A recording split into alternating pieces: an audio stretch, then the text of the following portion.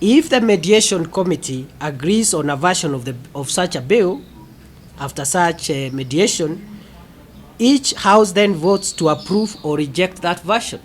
The sentiments echoed by Senate Majority Leader Kindiki Kithure reflect on the differences that the two houses, that is the National Assembly and the Senate, have on the division of revenue bill. If the intention of the drafters of Article 218 were to exclude the Senate from considering any of the two bills referred to in Article 18, it would have easily stated that such a bill should be introduced in the National Assembly, as opposed to saying shall be introduced in Parliament. The bill that had been referred to the Senate by National Assembly Speaker Justin Muturi saw the Senate make amendments that county governments be given 248 billion shillings and not 210 as proposed by the National Assembly. If, for example, the National Treasury thought that amount is not available, because we believed it is available by rationalizing the allocations in ministries. Treasury had initially allocated 198.7 billion shillings and the National Assembly increased the fund to 210 billion shillings. However, the National Treasury raised concerns that the proposal to allocate 48 billion shillings more to the counties would have implications on the national budget. But even if that was not possible, there would have been avenues to discuss this matter with the Senate during the debate or even after.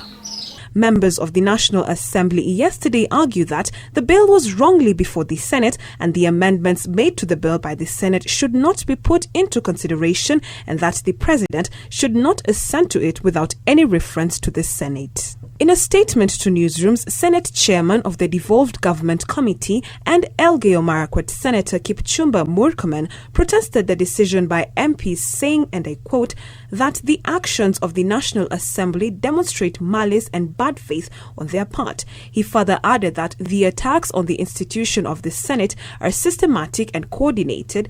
They are akin to what happened in 1960s.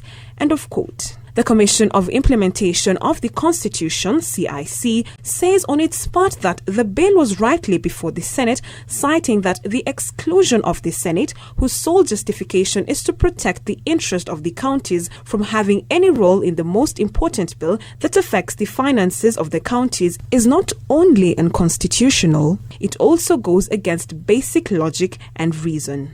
Bomet Governor Isaac Ruto says that the amendments made by the Senate would look into the interest of Kenyans living in rural areas and enhance equitable development. I look at the division of revenue as a matter of life and death for some Kenyans, as a bill that is going to deliver bread or no bread on the table of Kenyans.